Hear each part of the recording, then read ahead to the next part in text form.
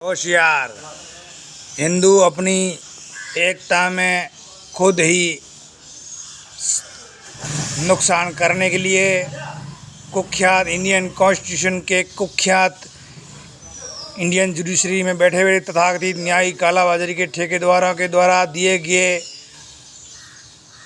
सनातन धर्म के खिलाफ निर्णय के द्वारा बदनाम हुए किसी भी साधु संत के फॉलोअर्सों को नाराज़ करके अपना भविष्य राजनीतिक भविष्य खराब न करे अथवा अन्यथा रोने के लिए आंखों में आंसुओं की भी कमी पड़ जाएगी और इस्लामिक कंट्री बनने पर खून न के आंसू रोना पड़ेगा।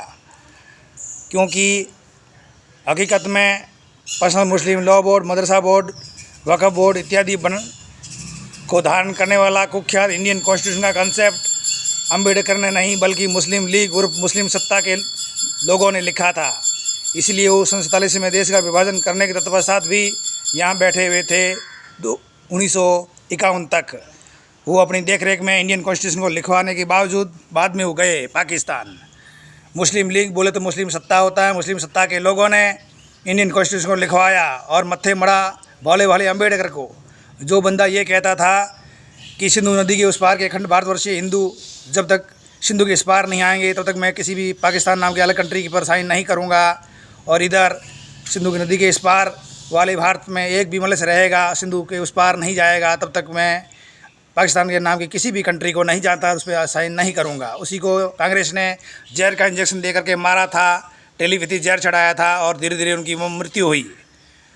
उन्हें अम्बेडकर के मत्थे इसलिए मरा ताकि ऊंची जातियों के लोगों को कष्ट होगा, अत्याचार होगा उन पर, और ये आपस में ये अम्बेडकर के वंशजों पर अत्याचार करेंगे और हत्या करेंगे, इस पर आपस में लड़ मरेंगे और मैदान साफ होगा। लड़के लिया है पाकिस्तान और तमाशा देखते हुए ले लेंगे हिंदुस्तान। इसी साजिश के तहत ये कंसेप्ट लिखा गया है इन कुख्यात इंडियन कॉन्स्टिट्यूशन। अतः इंडियन जुडिशरी में बैठे हुए तथाकथित न्यायिक कालाबाजारी के ठेकेदार एवं उनके एडवोकेटों पर भरोसा न करे। वो मंदबुद्धि 1000 साल पहले से ही दादे परदादाओं के ज़माने से ही मेंटलिटी सेट है। पहले उनके परदादाओं की मेंटलिटी सेट थी, फिर उनके दादाजी की मेंटलिटी सेट हुई, फिर उनके बाप की मेंटलिटी मलेच्छों से सेट हुई, फिर मलेच्छों के द्वारा उनकी खुद की मेंटलिटी सेट है। अतः हिंदुओं की मेंटलिटी मलेच्छों के द्वारा 1000 वर्षों से सेट है। जो मलेच्छों के द्वारा जिनकी मेंटलिटी सेट है पिछले 67 वर्षों से, उन हिंदुओं का निर्णय कोई भी परिपक्व न है, और इस प्रकार से अनगणित का वजह से किसी को कारागार होती है सनातन धर्म के धर्माचार्यों को, तो उनके अनुयायियों को नाराज़ करके अपना राजनीतिक भविष्य खराब न करे।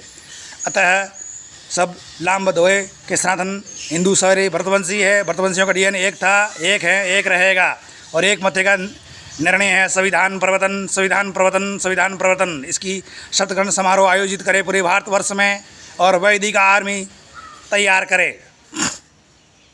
दोनों काम एक साथ में। उसके बाद में हेड ब्रांच स्थापित किया जाएगा हिमालय के सबसे ऊंचे इलाके में। ऋषि राजनिया गणराष्ट्र के नाम से इसकी हेड ब्रांच होगा। उसकी ब्रांच से पूरे भारतवर्ष में होगी, हर गांव में, हर शहर में ऋषि राजनिया गणराष्ट्र की ब्रांच है। और इसको सप्तग्रहण समारोह के द्वारा इसके ऑडियंस ग्राफ को बढ़ाने का तरीका रहेगा। जय श्री राम।